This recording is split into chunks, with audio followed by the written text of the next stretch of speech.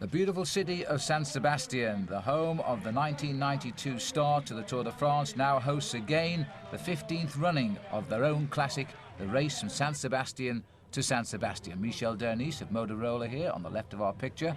Castorama saying their farewell to the peloton this year. The Kelme team, they'll be back again next year. This is Farfan, one of the strong riders of Kelme, and the champion of Italy, Gianni Bugno. This is round number 8 of the World Cup series of 11 riders. The Once boy there is Eric Breukink. This, the man everybody knows, of course, the now 5-time straight winner of the Tour de France, Miguel Indurain. The pressure will be on him to do well on home ground today. Indurain, a past winner of this race, and I wonder what mood he's in today as he rolls away here from the same start line, in fact, that the riders used for the start of the prologue time trial in the Tour de France back in 1992. 192 riders on the rollout, heading into the open countryside. There are 4 climbs on this route. Claudio Chiappucci on the far side talking with his teammate Enrico Zaina. One lone leader having established a lead here as the race now begins to move into the latter half of the event. It's 234 kilometers. We'll have a look first of all at the opening contours of the race. It takes in, as I say, 4 climbs, but the big climb of the day will come near the end. And there it is, the first category climb of the Hais Gebel. And they climb that. That's always the springboard for the action. It is sort of the Poggio mountain, if you like, of the famous Milan-San Remo Classic. The riders will lay the basis out on the other 3 climbs, but the killer will come near the end, on the outskirts indeed of San Sebastian. And the man who set the trend all day, wearing 182, Felice Puttini of the Refin team. He's the Swiss national champion and has been indeed for the last 2 years, and that largely is his claim to fame over the last 2 seasons, of which he's been a professional rider, despite the fact he's 27 years of age. He hasn't been a pro that long. Champion of Switzerland in 94 and 95, and last year he came to really our note with his 12th place finish in the World Championships in Sicily, and that was a great ride by Puttini, and backed up before the Worlds by 10th place in the Tour of Switzerland. A rider who will gamble. Well, perhaps he's gambling for his teammates who are still in that field, which is slowly being reduced, more like a war of attrition as he sets the pace here. San Sebastian Classic, Spain's only classic race. It began back in 1981. The first 2 years a home win. Mariano Lajarreta, who's now retired, indeed throws in a little bit of Basque commentary on Spanish television. And then came the victory of Claude Coquillon, the Belgian climber, also retired now. And Indurain got his victory back in 1990, and since then hasn't appeared in the top 3 finishes. Last year's winner not here, and the Castorama team are very disenchanted by Armand de las Cuevas, who did not make the start line. Now the field are beginning to reel in the breakaway here of Puttini. He went away, in fact, on a climb after 44 kilometers, and he's been out in front now for in excess of 120, and his lead has been up to 12 minutes and 19 seconds. But how often is it that the big professionals gamble on the breakaway of 1 or 2 riders in a single-day classic race, allow them to run, and then slowly reel them in? This looks like the Festina rider Jean-Cyril Robin, former world record holder, and he was a junior rider. And Herminio Diaz-Zabala is the balding rider in the Once team, about 4 men down. Diaz-Zabala, probably the #1 domestique. Well, let's make him #2 along with Neil Stevens on the Once squad. Those 2 riders worked their hearts out for the services of their more illustrious teammates like Eric Breukink, Laurent Jalabert and Alex Zülle for the big races. Jalabert very much still challenging for a World Cup #1 finish here, and still in contention in the race today. So too is Johan Museeuw.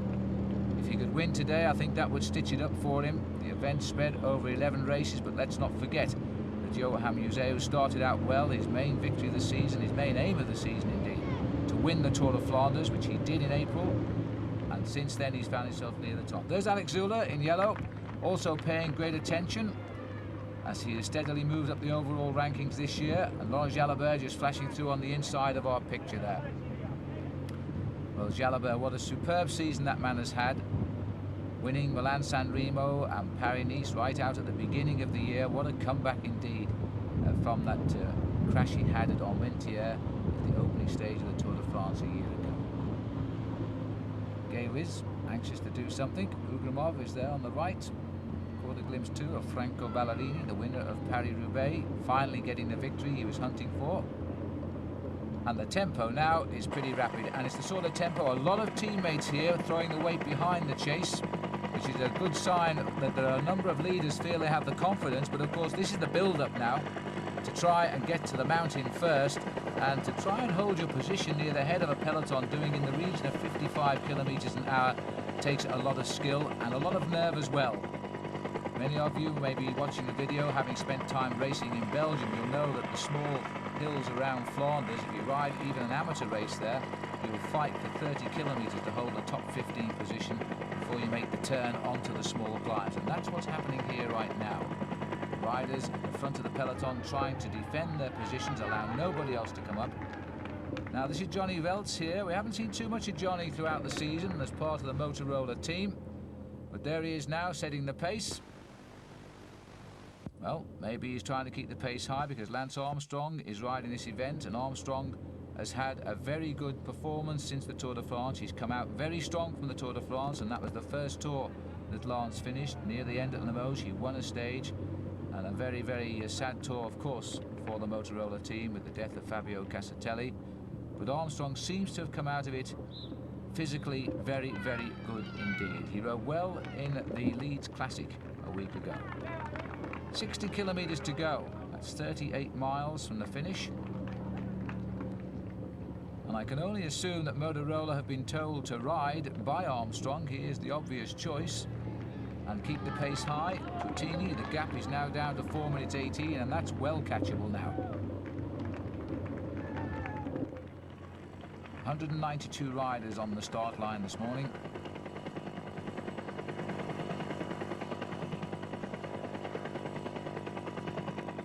Now don't forget that although we're in Spain, we are in an area of Spain where the people are very proud Basques. They have their own language, Euskadi, and in fact here we would refer to this race as being Donostia to Donostia rather than San Sebastian to San Sebastian. So you might see the odd caption on the screen because this is courtesy of our Basque television friends, and the names might not quite be the same as the ones I'm telling you. A long turn by Johnny Veltz at the front. Now a little bit of help coming his way. He'd probably be a little bit relieved. They may have sensed that the pace is dropping just that little bit. They've got to keep the pressure on now if they're going to bring back Puttini. They want him before the start of the final climb because then they want to start thinking of other things.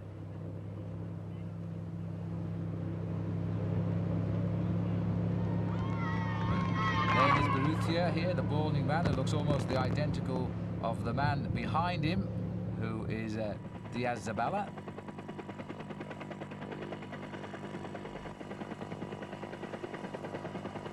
And a study in motion down there from below our helicopter. The Gaywiz team also setting the pace nice and high here. Ugrimov obviously a candidate. At this time of the year, riders find the form coming and going. They get good days and bad days after the big tours are over, and this man has had a good day without doubt, Puttini, but now I think the bad part is about to arrive. He's clearly slowing down. His break at one stage after 95 kilometers was at 12 minutes and 19 seconds. There's Johan Museeuw, the leader of the World Cup. He always denies it's a main aim of his to win the trophy, yet he's had a second place overall for the past 2 years. Now he's in with a real chance of going that one little place better. Alvaro Mejia just passing through. A man that Colombia and indeed Motorola hope can pull off something special at the World Championships. Leonardo Sierra. Carrera taking the riders through on the inside. A lot of movement they sensed as they're starting the climb. A little bit of movement here at the front. A chance to gain ground on the men that have been setting the pace. Reposition themselves at the front of the peloton. Now looking down below us there, and there he is, we can see him now, Max Chiandri. He is the rider who has ridden so well in Britain. We've claimed him as a British rider this year. He applied for a British licence, which he's entitled to, because he was born in Derby Derbyshire in the centre of Britain. And now this year he decided to take out a British licence in the hope that he would finally get to a World Championship, because the Italian Federation simply never selected him. And Jalabert moving very rapidly, very smoothly through the peloton. There are riders try for 50 kilometres to do this. He's done it in just one swish of the pedals. This man seems to float this year. He can't do a thing wrong.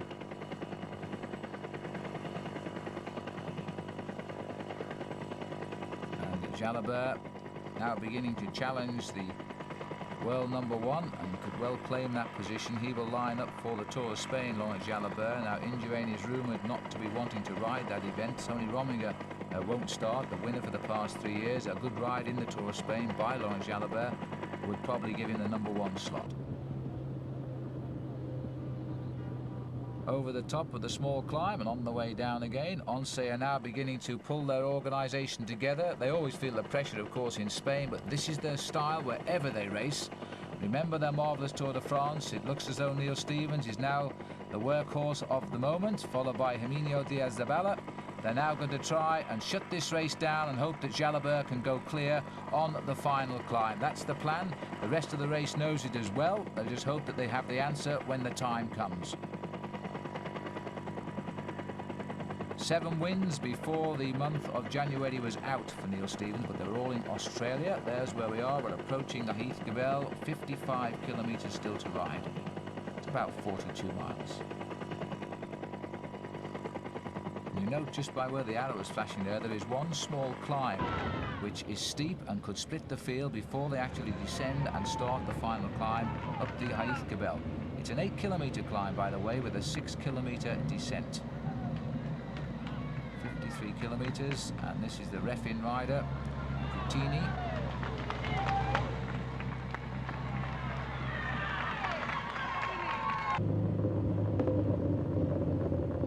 And these beautiful roads made for cycling around this area of San Sebastian, right on the northern coast. We're very, very close at times to the French frontiers. The way the Tour de France went, it went over the climb of the Heath Gabelle before it went through the borders and then headed slowly but surely up towards the big mountains. Now you can always recognise this man, the way he sticks his elbows out and just pedals. Herminio Diaz-Zabala. I became quite a friend with Herminio in Australia this year, where he came for 3 weeks and we went cycling together. He did the pedalling and the pushing, and I enjoyed the day. Moto 2 indicating, as always, we're following the second group on the road. The first group, loosely speaking, is the one-man group of Felice Puttini, and there he is. And I think looking down, and by the fact that the cars are coming through, I would say this gap is down to about 35-40 seconds. He's made his gamble. He may well have helped teammates, you know, because they're still down there. They've had the chance to have an easy ride with him out in front for so long. It's 130 kilometres he's been out there now. Grabbed a nice slice of publicity, but once the Once boys get to the front, I think there are trouble. Neil Stevens, his hair longer than ever, as he now prepares for his upcoming marriage to a Spanish lady. Another rider just moving through there too, Johan Brunel. The rider had a marvellous Tour de France, snatching the stage, which rather annoyed Miguel Indurain when he won at Liège. But even so, if you were Belgian, your king was waiting, I think you'd try and win as well. 37 seconds, it's all over, and coming down as we watch. Coming down rather quickly too. That's an interesting graphic and a new one on me, but now we're seeing the riders being caught before our very eyes. 34 seconds, the latest gap, so they must be moving at nearly twice the speed now of Puttini.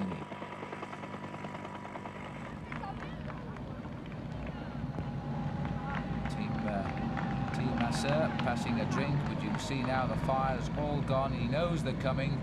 The worst thing I think that can happen to a professional cyclist at this level is when he sees the following cars go by in large numbers. He knows that the race referees have sent them away because the field are catching up. And the finish agonisingly close as well. But even so, you've still got that 8-kilometre climb, which will be rather like a big wall now to Puttini, who will just simply have to hang on and try and scrape in for a few World Cup points. One or two cracks beginning to appear in that big peloton as well. And It's all under the impetus of Oncé. They've got 4 or 5 men setting the pace.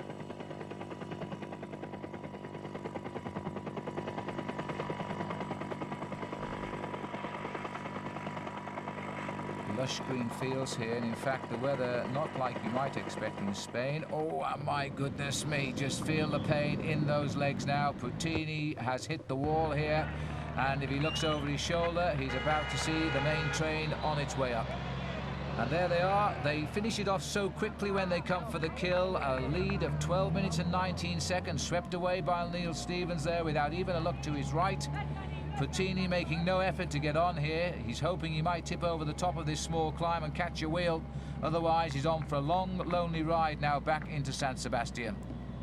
Oncé have bigger fish to fry. They want Jalabert to be pretty close. In fact, Jalabert is about 4th or 5th down there in the line. Miguel Indurain still very much in the hunt here. Indurain thinking of a world title perhaps in Colombia, where he speaks the same language, of course. And the story is that he might be going to do his training in America. He's preparing for the World Championship. Now that looked to me as though it is Marco Pantani, number 72. Those lithe little legs of Marco, now fighting back from the injuries received, which kept him out of the Tour of Italy, but we saw him win 2 stages when he was finding his form in the Tour de France. 2 stages that I think anybody would have loved to have won, 2 big mountain stages. So, Big Mig, as we always call him, at last looking for a victory other than the Tour de France, I feel. It's probably the race which is most local to his home, just outside Pamplona. It'll take him about 2 hours at the outside to drive home from the finish. Neil Stevens, I was telling you, he had 7 wins before he left Australia this year. 1 was his 2nd winning of the Australian road title. He doesn't race back in Australia very often at all. And he says he'll go back next year as well, but probably without the team. That's Flavio Vanzella, the yellow jersey in the Tour de France, looking over his shoulder. He took the lead when the race was in Great Britain last year. Lost it soon afterwards. In fact, he lost it to Britain's Sean Yates on the road down from Le Havre. Now it's a case of catch a wheel if you can here. There'll be those riders feeling good, and there'll be those riders feeling bad.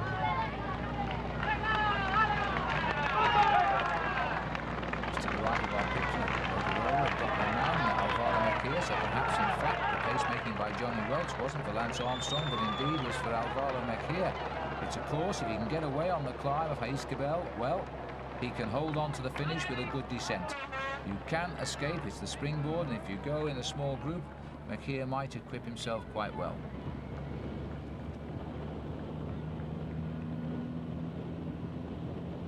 Well, we're off that little small approach climb now to Jaizkibel, and you can see the signs behind the riders taking them a totally different route to San Sebastian. This is the sort of B route where you can go off. This is the tourist route, if you like. It'll take them over the mountain and then swing them back down to the coast and into the big city itself. It is a beautiful city, San Sebastian, nestling on the Bay of Biscay, and a very, very jagged and what can be an unfriendly coastline in bad weather. Diaz de Bala turning on the style yet again, as he's done in every race he's ridden this year. Here's a man who's worth every penny Oncé pay him. Never thinks of winning, in fact virtually never does win a race. But the amount of work he puts in for his team leaders make him one of the finest riders you'll ever see. Speaks French as well as Spanish, and has that personality that makes you feel you can speak to him even when you can't. He's such a friendly guy.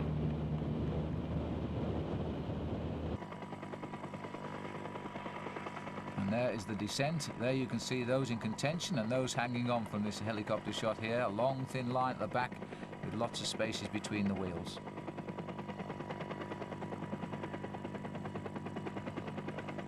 And the cars behind indicating that the speeds at this point are in excess, and believe it or not, of 100 kilometers an hour. And there's the man doing the pacemaking. The ton-up boy. And Alex Zula has also found his way up to the front. Jalabert is tagged in at the tail of the line. It looks as though Leonid Berrutia has called it a day. He's done his work at the front for Oncé. He's now slowly slipping down to the tail of the group here as we're just about getting on to the start of the climb here. As riders who have made the pace, the domestiques, are going back so quickly now, you can see them dropping through the peloton as the other riders try to scrabble for a high finish. They know if they're at or near the front over the top of the climb, they're in for a good finish down in San Sebastian. There's where we are, right at the base of the 8 kilometers climb now. And this will lift the riders up to the skyline before they dive very steeply down before the jagged run into the finish at San Sebastian.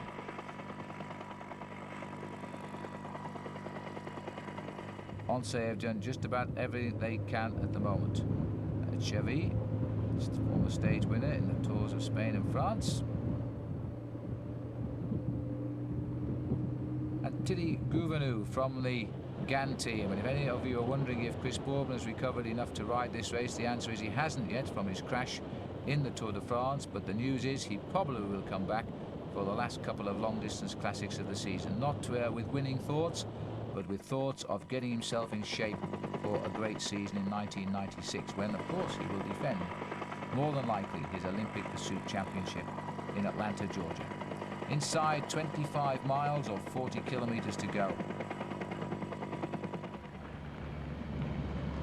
Big Sean, one more season left in his legs, so Sean Yates tells us, next year, and I think a lot of riders in the peloton will be pleased about that, because in fact he rides so well. The older he gets, the better he seems to get. He's still adamant he will not ride in the Tour de France next year, but once Yates gets to the front, it's for a reason, and I think the reason is riding in third place. Lance Armstrong has now moved right up towards the leaderboard here. Yates looks over to see where he is, makes sure that he's right in his tracks, in the slipstream there. And Yates is setting the pace here as the climb starts. Now this is a good tactic. Now Yates would not be doing this if he hadn't spoken with Armstrong or perhaps Mejia to see how they are feeling at this stage of the race. If they said they're feeling good, then Yates has gone to the front to turn the style on to try and crack this field in a big way.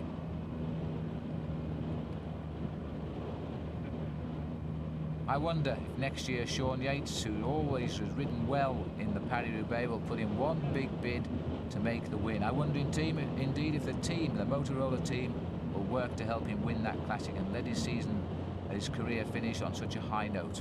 He always rides well in Paris-Roubaix. He's one of the few riders in the world who loves the race. He was 11th this year, by the way, but he could so easily have been 6th or 7th. He was in the group sprint.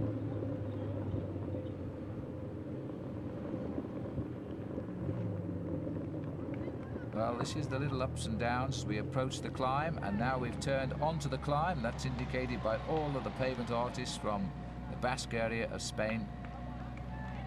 A region that loves cycling, produced some great champions, including Marino Lajarreta, the winner of this classic for the first 2 years of its being, back in 81 and 82. Incidentally, Lajarreta beat Graham Jones, the British rider, into second place back in 1981, and that was one of Graham's finest performances.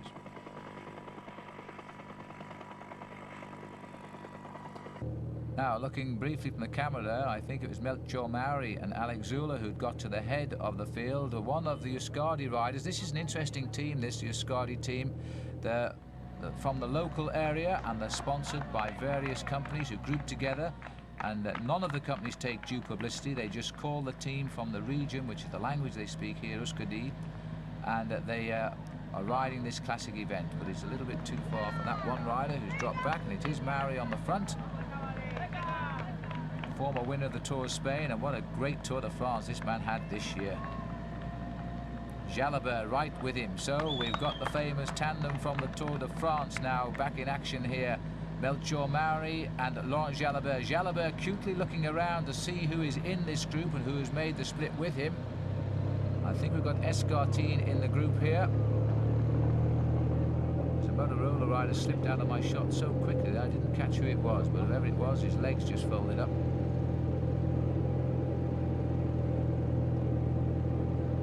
And the pain now in the legs. This is Zenon Yaskula. Jaskula, by the way, who eliminated a majority of the field in the Tour of Switzerland with a great mountain time trial a couple of years ago. So much so they had to let most of the riders back in. But Jaskula now a little bit down the field here. This is Udo Boltz, who had a good Tour de France last year when he finished 9th. Not quite so strong this year, but he won the German title in June, and that's his only win of the year thus far.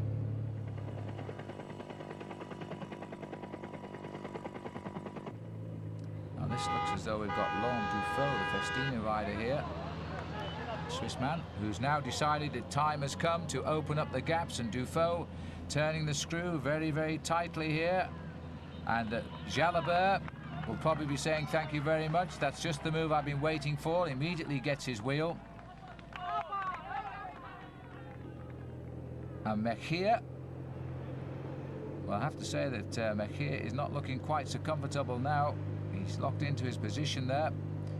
He's trying to get onto the back wheel here of Alex Zülle, concentrating very hard. Zülle also looking a little bit tired right now. And both of those riders in distress, because we're going back up here to the leading group. His zip of his jersey all the way down there, Johan Museeuw, but the World Cup man in a race which he perhaps might not see as the sort of course to suit him, with this big climb coming towards the end. And we've got the Mapei rider Della Santa also making the split here on the right of our picture. Della Santa, one of the riders perhaps long term who's going to do very, very well. Lance Armstrong has made the move, and he said the mistake was certainly not that, Lance. He's made the right choice to come up to the lead group here. So it was Armstrong indeed that Motorola were working for today, and he's trying to get into the first selection on the climb. There's the bird's eye view of the race now as the front of the field is beginning to split up. We know that Dufaux is here, Jalabert, Museeuw, Della Santa, Armstrong. Max Chiandri has also made the split, so Britain has a man here too. And the little man here is Leonardo Piepoli, the Refin rider. Now remember, it was the Refin rider who was on the attack Puttini, so maybe the tactic was to hope that Piepoli could come through and make a decision. Well, there he is in the red, and one of the finds, if anything, of the breakaway. Jalabert has got to be the rider to beat. Jalabert, the man to challenge Johan Museeuw for a longer-term shot at the World Cup.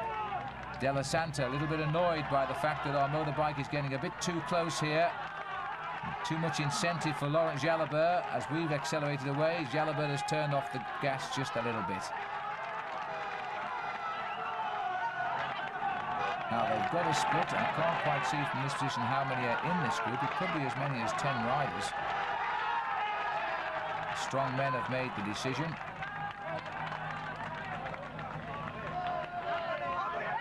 And again, Jalabert now deciding to go.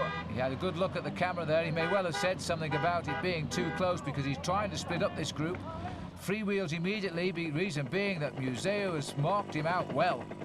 And Museeuw is only worried about one man, and the rest can go away, I think, as far as Johan is concerned. He's going to make sure he stays near Laurent Jalabert, and you can't blame him for that. The World Cup is coming to an end, and Museeuw is in a very strong position indeed. Indurain is also up here. The colours of green, white and red, champion of Italy, so that means that Gianni Bugno, and now Della Santa is going to try and chase the motorbike as well.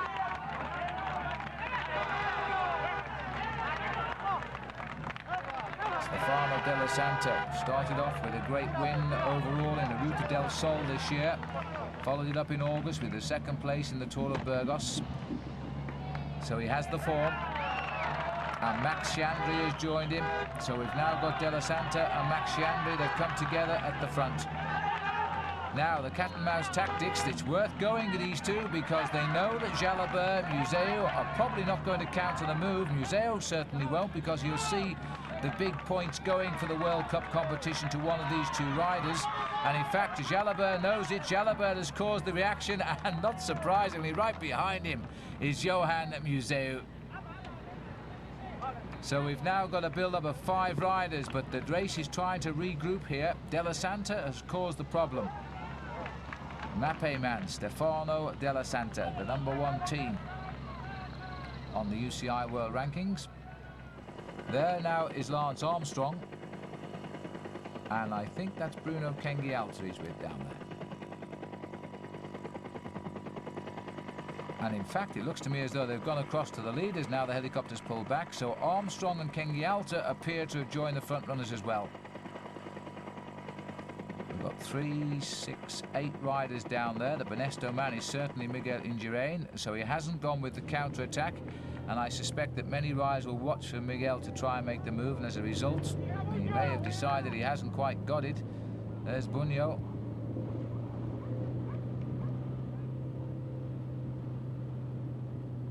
And there is Big Mig going through, keeping the tempo nicely. Bunyo wants a bit more help. The man that started the initial attack on the climb, Laurent Dufaux, now not quite so sprightly. He's sitting in the slipstream there of Indurain. Back with the leaders, De La Santa heading Max Chiandri. Just behind Chiandri, we've got Laurent Jalabert. This has got to be a great ride for Jalabert now. He knows he's got the terrific form. Leonardo Pippoli is doing the ride of his life in this leading group. He's the only rider in red, a commentator's delight, because we can pick him out quite easily.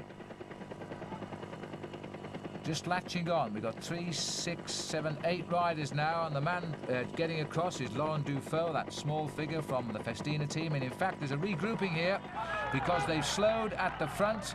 The counter-attacks didn't come, and we've got Indurain has got back. So too, indeed, has Gianni Bunyo.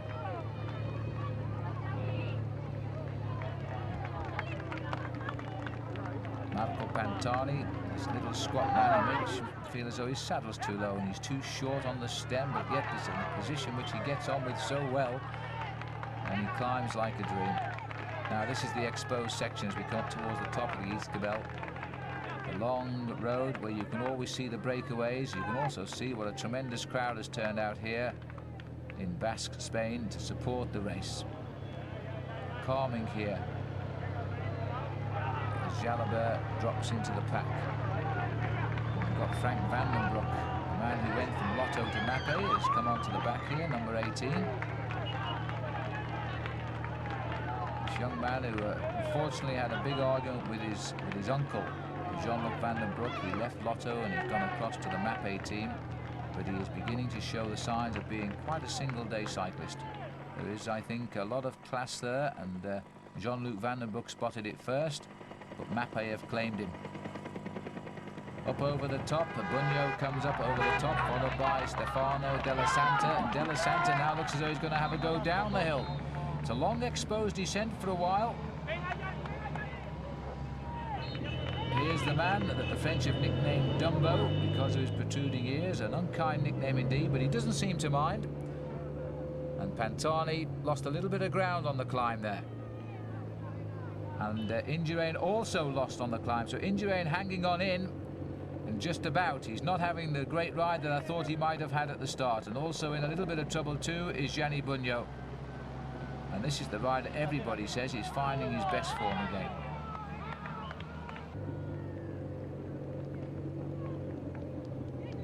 More or less all together, the front group, general regrouping because of the stop-starting of the attackers, but Indurain now is finding wheels a little bit more difficult to hold. The great days of July are once again a memory, and what a memory too. Indurain now finding in the San Sebastian Classic the roads are not that kind to him. When he won this race back in 1990, he beat Laurent Jalabert, by the way, and the great Irish rider Sean Kelly. Tempo riding by Gianni Bunyo, followed by Leonardo Pippoli. And behind them, I'm pretty sure it was Lance Armstrong, still very much in at the kill. Lance has always been a great single-day rider. Now, can he get in on the decision move today? Armstrong, remember, he's got great memories of Spain. Some happy, some unhappy. Perhaps unhappy will be his Olympic Games in 1992. When he didn't do the ride he expected. This is Dufaux here, now losing a little bit of ground as well. And just continuing our little tale of Lance Armstrong, of course, this was his very first professional race back in 1992 after he'd finished the Olympic Games, and it wasn't a great race for him either. He finished last, but he had the courage to finish, and it was on that day he really did find out what professional bike riding was all about. The breakaway once again has been split asunder here. It's a false flat over the top of the East Cabell. Those that have got the power to keep the pressure on have done a lot of damage. Dufault is down there, Indurain is down there as well. Kengialta, I think, is the third rider. Armstrong's looking very strong too, and one must say so of Pippoli. And the man who's trying to break this field to pieces is Gianni Bugno, of all people, a champion of Italy. Perhaps he is refining his old form. A man that had a double world championship in his heydays and twice back-to-back stage wins at Alpe d'Huez in the Tour de France. And Bugno not looking for any help at all here as he continues over the top of the climb. Sitting at the back is Max Sciandri, who's read another winning move today. He's got one World Cup victory under his belt this year. And Sciandri rumoured to be going to the Motorola team, back in fact to Motorola next year.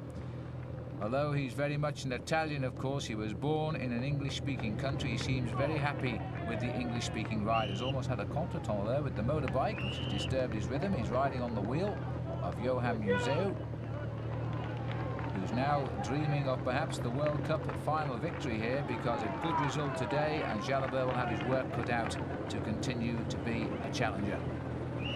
Jalabert just in front. And in fact, Johan Museeuw riding this race like he would ride a stage race if he were the race leader. He's just marking the man that matters most, and he's going wherever Jalabert goes. Still Bugno setting a tremendous pace from Piepoli. And just behind him is Lance Armstrong. Armstrong has made another good move here. So the man we've come to know as the champion of Liège-Bastogne-Liège with two great rides over the past 2 years is now beginning to show an infinity towards the San Sebastian Classic as well. The race which started out for him his professional career.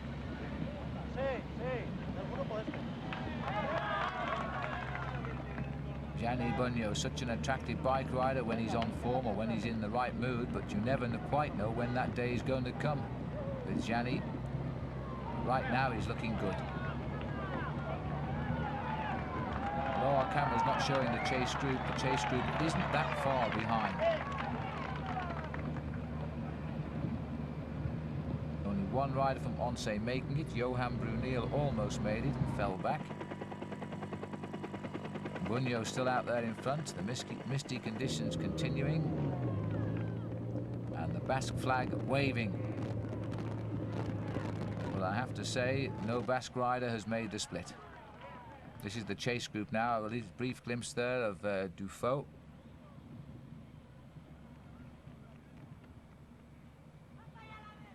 And Indurain gets special cheers as he goes through, but he's in something like 12th position as he's gone over the top of the climb. This is the third group going over. They're still only seconds behind, you see. A good descent by any of these riders could contact the leaders. There's still a little way to go down to the finish. But nobody else left in contention. That is all that seems to be left of the main peloton, because most of the team vehicles seem to have been there. Back up with the leaders. Piepoli sitting at the back. Armstrong keeping an eye on everybody, still going through and doing his little bit at the front though. Piepoli not so with him now. The young rider, the inexperienced rider, sitting at the back behind Laurent Jalabert.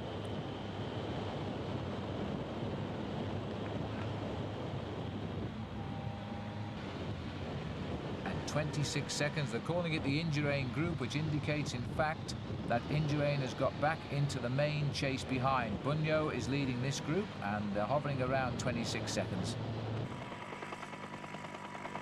Now somebody's putting the pressure on the front here, going downhill. It looks to me as though Armstrong is trying to attack. Now he has a big habit of pushing on the pressure, going down hills when he thinks riders perhaps are not paying the attention they might pay. He's leading on the descent. It's a 6-kilometre descent, by the way. Armstrong down there first. Jalabert trying to contact as well. Now that will signal, I would have thought, a reaction from Johan Museeuw. It looks as though Leonardo Piepoli may have been fried on that climb after all, because he's now not taking part in this group. He's just trying to hold a high position here. But any position finishing with a group of this quality would be a fine ride for that man. One to be cherished for the scrapbook for sure.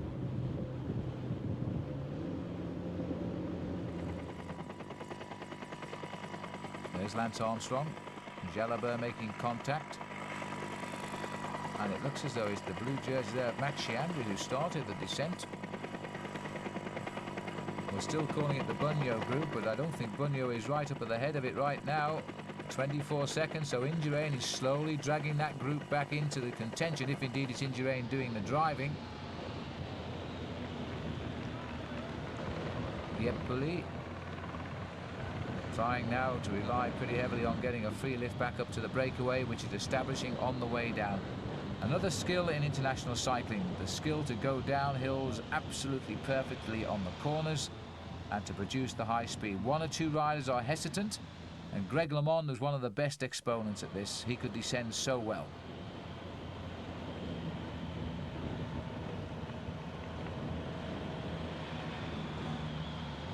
Well, this is Bunyo here with Piepoli, and slowly bringing Piepoli back up to a couple of riders. There were originally 8 in this group, and the 2 are missing right out at the front as far as I can see, possibly 3, and there they are, Jalabert, Armstrong and Max Chiandri. Now we'll get some idea. There's the rest of them.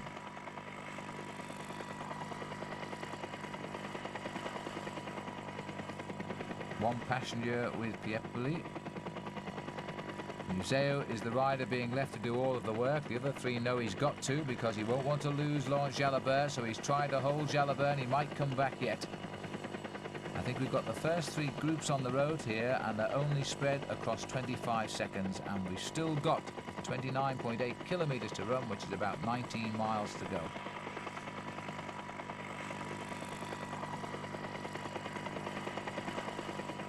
Time for the race to be made cut and dry, or indeed time for it to totally regroup and have a group sprint.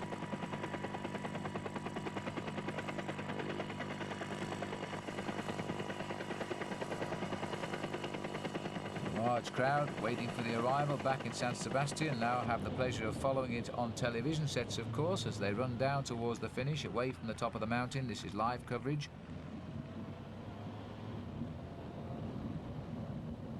And they will be willing Miguel Indurain to rejoin this front group, that's for sure. But right now we have a very international breakaway here with, and in fact it looks to me as though Chiandri's got a problem. The way he took that corner, he was very worried. In fact, I'd say he's a flat tyre. Well, that is terrible. Chiandri cannot believe his luck. Well, Max Chiandri in line there for 2 straight World Cup victories, has gone out of this chase group, or lead group rather, with a puncture, a flat tyre, leaving Jalabert and Lance Armstrong now in the lead. And you know, I think these 2 as well might be a little disappointed in seeing that happen, because 3 had a better chance than 2 of holding off the chase groups behind. But the bad thing for Max Chiandri is that there wouldn't be a service car on hand, because there wasn't a big enough gap. He'll have to wait till the chase group comes by and then hope he snatches a wheel. And I would suggest that by the time he does, he'll be back with Miguel Indurain. Well, that really is sad for Max Chiandri, the British import, who had great victory in the Leeds Cup World Cup recently, and was heading for what could well have been 2 straight wins here, back-to-back and World Cup events this season. Now, Lance Armstrong making the most of his move here. Jalabert has found he's got a strong ally here in Lance. They know each other very well, of course. They've ridden mostly all the same events this year. And Armstrong completing his first Tour de France, seeing Paris at the end for the first time in 3 tries, and not arriving feeling weak, but on the contrary, he arrived feeling extremely good. And that's coming clear now as he makes his run down off the mountain, dodges all the traffic signs, yellow flags held by the police. Yellow in Europe means danger rather than red. And Armstrong now running down back towards the coast, heading in towards San Sebastian. A chance now perhaps for America to get victory. These riders here would have a different idea. Stefano Della Santa at the back. Laurent Dufaux has made the split, so he's got across as well. And Jalabert prepared to do more than his work here, I think, now with Lance, because Jalabert knows he has a chance to score good World Cup points, which would keep this championship wide open. Museo knows it as well.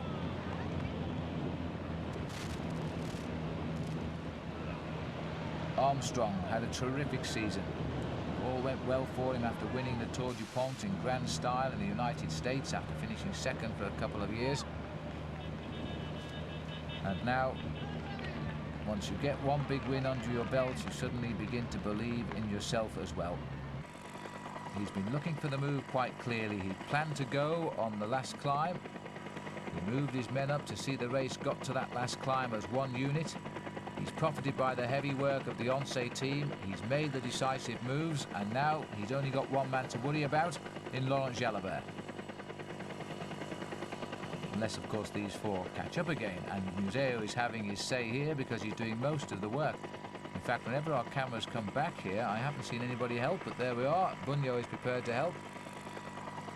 And the group there continuing to chase down. 18, 19 kilometres left to go.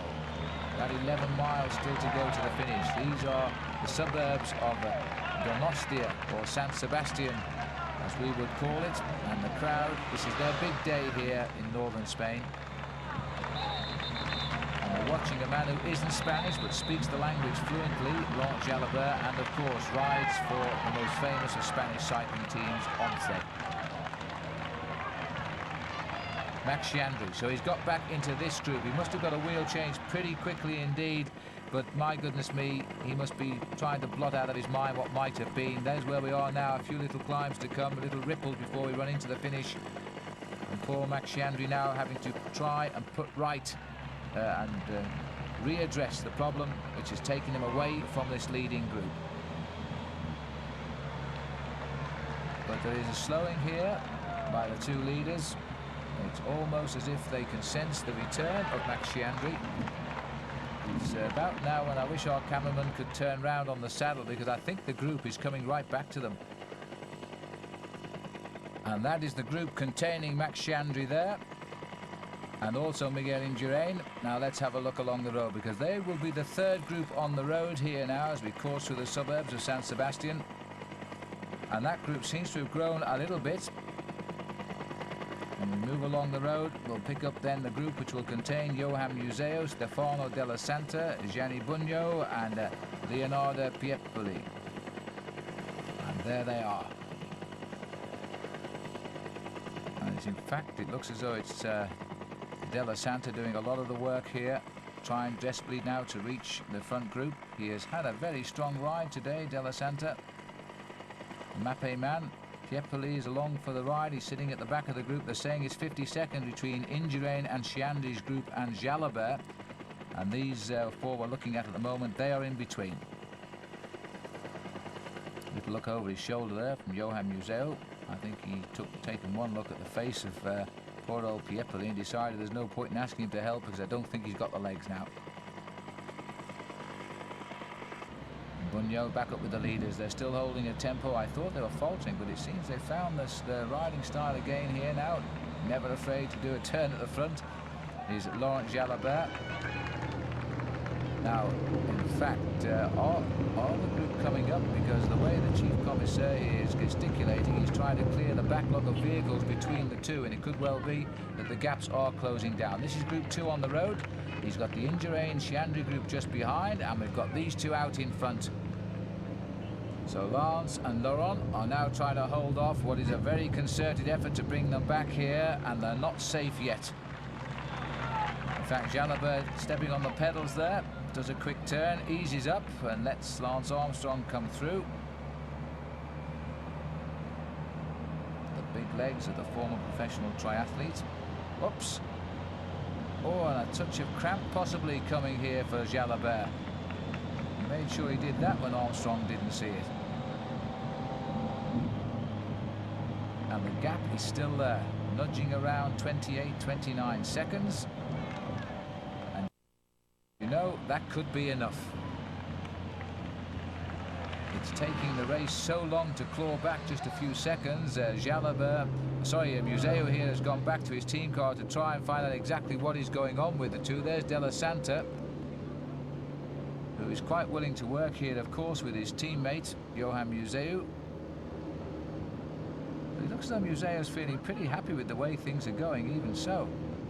After all, on a race where perhaps he may not have been expected to exceed, he's now beginning to show signs of a high finish, certainly. He's in the first 6, and with his sprint, I'm quite sure he could make it 3rd at worst.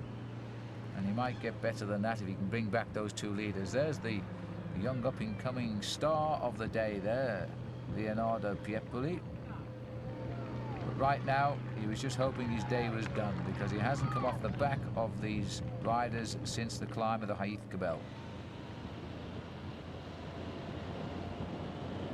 Clouds staying with us all day today, dispelling all those lovely pictures we have of sunny Spain. In fact, it's been not very pleasant at all, although it's been a good type of day for cycle racing. Now Bunyo wants a little bit of help. I don't see the tyres down. This is the group, and there is the ref-in rider. Manager going to have a little word here with Leonardo Piepoli. Probably a little word of encouragement, saying it's not too far to go now and you're on a real ride, don't crack. This is the third group on the road, and maybe the ref-in rider has been told they are closing in a little bit, if they are. And this is the group containing Miguel Indurain, you can see down there, going through in third place, and Max Chiandri also working down there. Also in that group is Laurent Dufaux and Frank van den Broek. And they're still nudging it clear, 34 seconds and hovering. So the big man, Lance Armstrong, the lone escape expert, as we've seen him as he won at Limoges with a great dash towards the line there. The United States, by the way, have never won a World Single Day Classic race in all of their history. They've done most things over the last few years with the great riders like Greg LeMond and Andy Hampston. They've never won a single day Classic. LeMond has come close, but he never got the victory, and for that matter, so too has Armstrong in the past. Don't forget he finished second in the Grand Prix of Zurich in the past.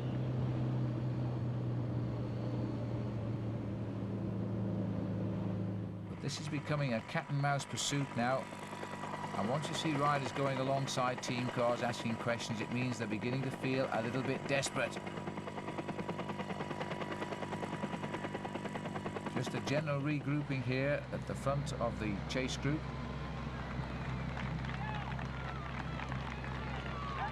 Bruno Kengialto, who had a quick word with his team car, sprinted back up to the group. They're not making the progress at all now, and I think that there's only this group of four who are going to have any chance, if anybody has any chance now, of getting across to those two leaders. Certainly Stefano Della Santa hasn't lost any hope at all. He's driving this group along now to try and drag Johan Zeo, his teammate, back into the action. There they are. This isn't a group that's lost hope at all. They're still going quickly. 13 kilometers to go, just over 7.5 miles to the finish now, and still the hills are coming thick and fast. They're only short climbs, but they're annoying. Armstrong is finding they're interfering with his rhythm. Bunyo is still driving well, so too Museo. Only the man at the back here, Piepoli, is now just hanging on. More information coming to the breakaway, and it might well be that the gap is coming down. And the Motorola driver here, I'm not sure whether it's Henny Kuiper or Jim Okovits in the car today, but they're going to tell him that they've got to keep going because they haven't given up behind. And Jalabert and Armstrong are well aware of it. Now, Jalabert doesn't understand English, and for that matter, I don't think that Lance Armstrong understands Spanish, so they're on equal terms at the moment.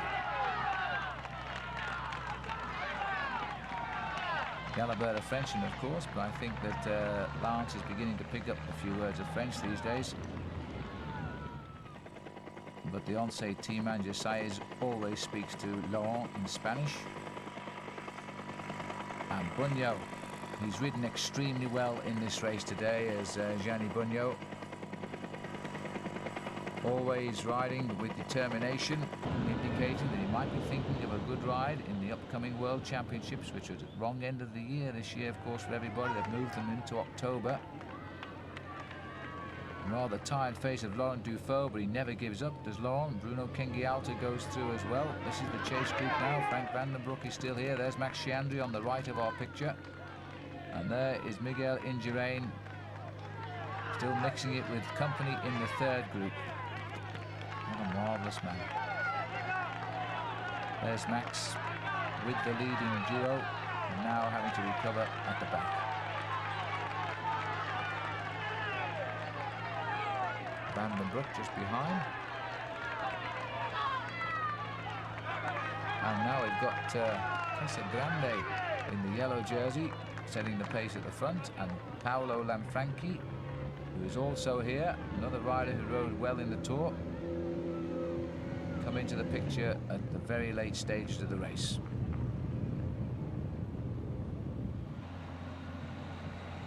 Good roads again as they continue on another descent. Every pedal rev bringing these two closer and closer. They went over the top of the Haït Cabell.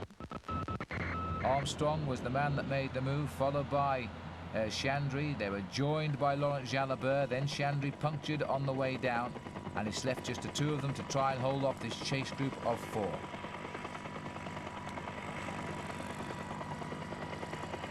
Museo putting his weight behind the chase now.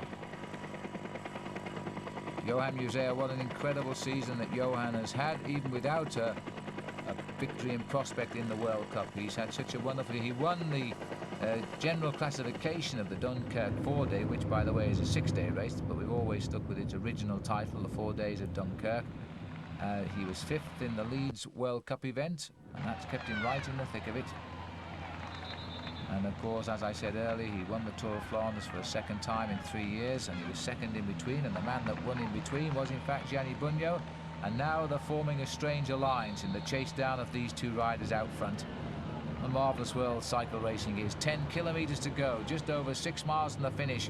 They've hung on, they've dangled, and it's now beginning to look very, very possible indeed. Stefano Della Santa, his face a picture of pain, trying to drag them back into the action. Bugno goes through. Another drink for Johan Museo. And meanwhile at the back, living all kinds of pain, is Leonardo Piepoli. And looking down here at the Chief Commissaire, who consistently looks behind, he's very worried about the proximity of the Bugno group. And this is Henny Kuiper who's driving the car. Kuiper now telling the rider, Lance Armstrong, exactly what the gap is. And it's down. It's not good news, in fact, 23 seconds. Now they are still coming back. And you know that this breakaway has never really got away because of the persistence, largely by Della Santa, Bugno and Museo. Piepoli hasn't done any of the chase at all, but you know they could all come back into contention here. There's still another small little rise before the finish. Jalabert and Armstrong are totally committed to the move. They are using just about everything they've got left after their hours of racing today. The total distance, 234 kilometres.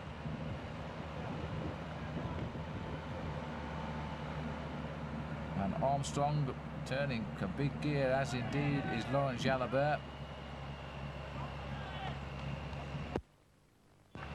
One or two parked cars, unusually so.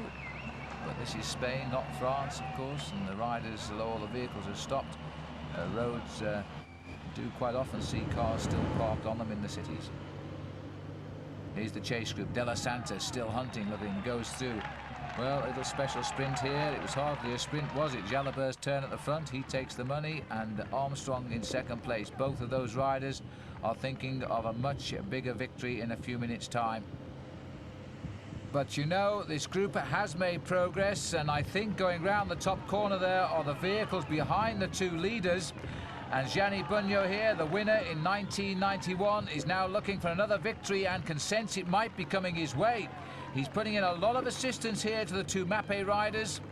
And Museo is thinking only of arresting Laurent Jalabert. And Bugno might well know that. He might believe that, in fact, Museo will not trouble him if it comes to a finish, providing he gives the assistance now in the chase down. Museo himself, the man who finished 8th in the Henniger term, that's the Grand Prix of Frankfurt, 7th in the Amstel Gold Race, 3rd in Liège-Bastogne-Liège, 13th rather, Liège-Bastogne-Liège, 3rd in Paris-Roubaix. They're the high-class performances of Johan Museo this year in the World Cup. He really has shown himself to be a great single-day man yet again.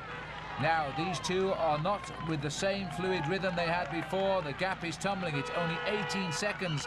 These are not the roads to have a gap of just around 18 seconds on. It has been a very tenacious lead indeed by these two riders. They've stuck to the task in hand, but so too, we have to say, of the four behind. And so too, I've got to say, is Piepoli, because he's hung on to the back of this piece of string and he is not going to let it go. And don't forget too that when you sight a finishing line, it's funny how you forget you're no longer tired. So he's a rider you must watch out for in the finish.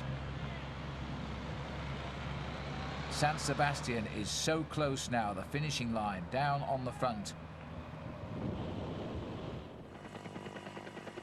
And there you get some idea what a beautiful bay just off the edge of the Bay of Biscay. San Sebastian is in a fabulous location, and right along the coast there, it's a tourist delight.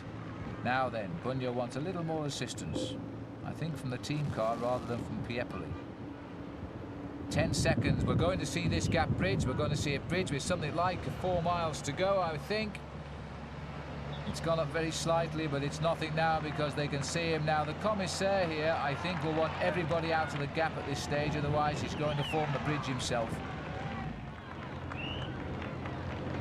Bunyo is now having a discussion here because they believe they are going to catch the breakaway, and then Bunyo has to make a decision as to what he's going to do when they do catch the breakaway. Now, he may well be told to stop working now. It may be left to the two Mapei boys, Della Santa and Johan Museu, to finally shut the gap down. And then Bunyo, one presumes, is going to try and go it alone. Although he does normally pack a good sprint finish, I'm not sure how much of a sprint any of these riders has left after this cat and mouse chase. It's been a great chase. It's been a great chase, and you have to feel sorry too for these two riders because they made the perfect move, and it was Armstrong who made it, followed by Chiandri, who's no longer in the group. He never got a wheel quick enough to come back in this group either. 5 kilometres from the finish, and the race at the head is almost back together again now. 3 miles to go. Jalabert will look over his shoulder any minute, I would think. He's seeing the cars go by him, the motorcycles rather go by him. He's going to know, they must know that they're right behind. And there's Piepoli pushing them all forward. He's back in the hunt for first place. He's never in his life been at this position in a classic at this time of the race, inside 5 kilometres. They're going to bridge at around 4, maybe less than that, to go to the finish. Will it be long enough for a few deep breaths from Gianni Bunyo or indeed Johan Museu? Museu just wants the comfort of knowing Jalabert is back at his side. Both riders are great sprint finishers, especially after a tough race. But the points now, the points gained by Laurent Jalabert are going to be negligible. Inspired by the sight of the yellow jersey of Jalabert, Museu is out of the saddle and crossing the gap. Bunyo, perhaps more inspired by the thought of a checkered flag, is now onto the wheel of Museu. 4 kilometres to go, and it looks as though they're going to close the gap between the 3rd and the 4th kilometre from the finish. And how about 3 kilometres, 800 metres as Bunyo goes immediately? That was the discussion. Now look at this, Piepoli's gone. He's sat at the back, he's determined to sit at the back, whoever's in the lead, and right now it's Bunyo, and Armstrong somewhere has waited for the collection and has still found the legs to dig in deep at the front. Gianni Bunyo has found the attack which could have been predicted in chapter 4 of this book, has been caught by the others, and they're all together again. And now they'll take a little bit of a thought about little Piepoli because he's not as weak as we all thought. And on the far side, Della Santa has gone. Now Museu won't react to that one. Stefano Della Santa, that will be a little reward for keeping Museu in the hunt, and Johan will not chase him down at all. He'll take the major points if he can win. Museu is just going to follow the wheel of Laurent Jalabert and hope that Della Santa can give victory to Mapei. Lance Armstrong feeling the pinch perhaps a little bit from the attack at the back of the group now. Piepoli doesn't know what to do. He's found himself at the front. He's looking around. He finds attack comes again from Bunyo. He's left to dig in as these two mark each other, possibly out of the race here. You see, Museu would not close any gap at all. He's making Jalabert do all of the work. He's going to fry Jalabert and beat him in the sprint. And Armstrong has gone. Lance Armstrong has gone after Stefano Della Santa. And I don't know where Lance has found the legs from at this stage of the race. We're coming down to 2.5 kilometres from the finish, and Lance Armstrong in the lead since the Iscabel has found the strength to go, and just look at the speed he's disappeared up the road. He's joined Stefano Della Santa, and you know the combination could be right. He could have read this race to perfection, because Bunyo tried twice and failed. Piepoli, I think, is really in trouble anyway with his legs. The other two will play no part because Jalabert hasn't the legs and Museu isn't going to help him. He has a teammate now who's gone forward. Lance Armstrong may have made the perfect tactical ploy here. Gianni Bugno, the only man that speaks the same language as Piepoli in this breakaway, has now pushed him up into the line, and that to me is the white flag gone in from Gianni. Piepoli also hasn't got the legs, so we're now looking by my mark at the first two riders in the 15th running of San Sebastian. A question of whether the United States can claim their first ever World Cup victory, or whether the Italians will snatch yet another one in Stefano Della Santa. It's all reshuffled at 3.5 kilometres from the finish. Jalabert looks over his shoulder. There'll be no help anymore now. Armstrong surely is going to feel he's got first or second. Well, even second after it seemed to be wiped away with 3 kilometres out isn't going to be a bad result. But Della Santa too, remember, has done a lot of work in this chase back. He was the major player along with Museo and Bugno to close that gap down. It wasn't an easy chase by any means. You don't hover at around 30 seconds for all those kilometres. Now Armstrong checking it out. He's got the position. Remember, Lance, the battle with Sergei Uchikov in the Tour de France at Revel. Don't make the same mistake and go too soon. This time have a lot more respect for your rival. 1 kilometre to go. He's going to have to try and manoeuvre Della Santa out to the front. The gap is enough now as we get back to the sea, and the gap is 13 seconds between Della Santa and Lance Armstrong, the group Museo, with Museo on the front. Look at the crowd here now. What a great race this has been over these last kilometres. Armstrong doesn't want to lead anymore. He wants Della Santa to open it up. Della Santa obliges. This is a sprinter's delight, the finish here in San Sebastian. Armstrong has put himself in the sprinter's position. He's got the second place. Now all he needs to do is not to panic, and he will give the United States a first ever victory in a World Cup event indeed. It'll be a good sprint for fourth or third place as well between Jalabert and Johan Museo, but this is the sprint now. The United States are going to sweat on. Armstrong looks so good in second place. This man has ridden today with such great confidence that only Armstrong can exude on his good days, and he's got it today. Armstrong now allowing Della Santa to run and run and run, and now he's going very early from the line. He's around 280, 300 metres still to go, and he must be feeling confident to go that far out. But Della Santa is cooked, and Lance Armstrong has already won this. He's won it, and he's won it cleanly with a timed gap at the finishing line. The United States gets his first ever World Cup victory. Remember, Armstrong has had a second in the Championship of Zurich. Now he has got his first ever win. This is the battle of third place, the points that matter. Can Johan Museo, who's ridden so well, make it second and third at least for Mappe? He follows Jalabert everywhere, and then he takes over from Jalabert when it matters most, right on the line. He makes more World Cups than Jalabert. Points rather, which will give Jalabert probably second overall in the competition now. He'll go ahead of Mauro Gianetti, who'll drop to third in the competition. But at the end of the day, it's worked out so well for Johan Museo, not to mention Lance Armstrong. Going further down then, Gianni Bugno gets fifth. Leonardo Piepoli will get sixth. This is the sprint now. They're around about half a minute off the pace there. This will be the sprint from a bunch which has swelled continually on these last closing kilometres. It looks to be about a pack of about 15 to 20 riders now. The pack which still contains Max Chiandri. Don't forget, the rider's so unlucky to miss out on the kill today. Surely Max would have had a top three finish in a sprint like that, but it wasn't to be. That's cycle racing. And Max is in this little group which has just got away from the front. He's the one with the dark glasses off. Frank Vandenbroek is here at the back, the guy with the ginger hair. This is the Indurain group, and our Spanish cameras have suddenly cut away to the Indurain group, and they may not show us the finish of Chiandri. But there, yes, we are. I did them an injustice. The long straight up to the finish now, and this is the next sprint.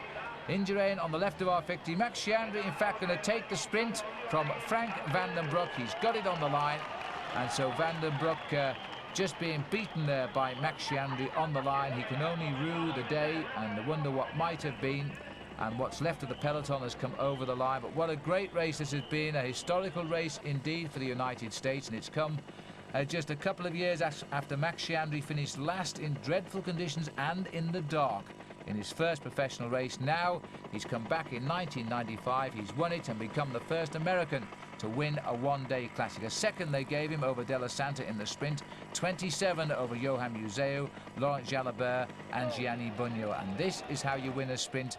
And you take a good look at Lance Armstrong's face here. He's put the full mask on. He's calm, he's cool. At this point, he knew he was going to win.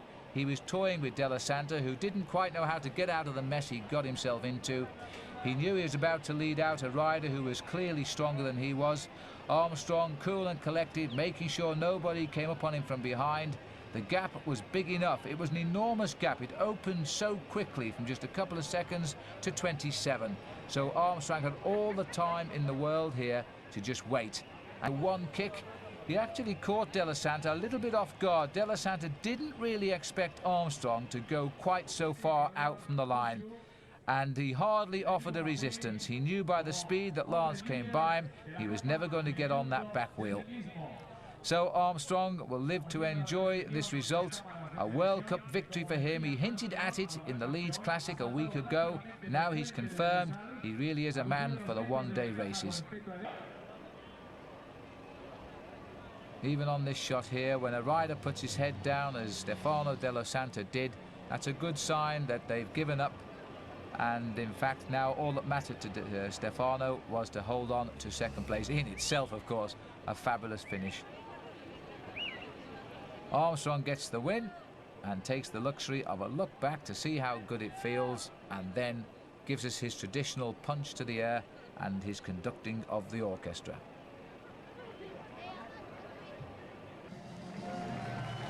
And so, after a marvellous career, so be it a short one so far, Lance Armstrong is now the Classic winner he's always threatened to be.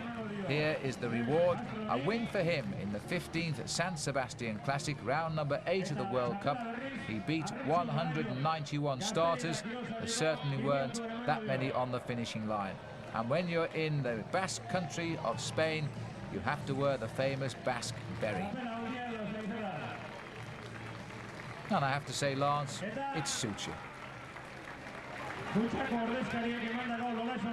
So, upcoming for Lance will be a crack at the World Championships in Colombia, but for a while at least he's going to cherish this day in northern Spain, the first American ever to win a classic race, and he's chosen to do it in San Sebastian. And how strange the wonders of statistics work, because last year Lance Armstrong finished second and Stefano Della Santa finished third. They were both behind Armand de las Cuevas, who didn't start this day. From Phil Liggett in Spain, I hope you've enjoyed this. It's been a historical one today. I'll say goodbye.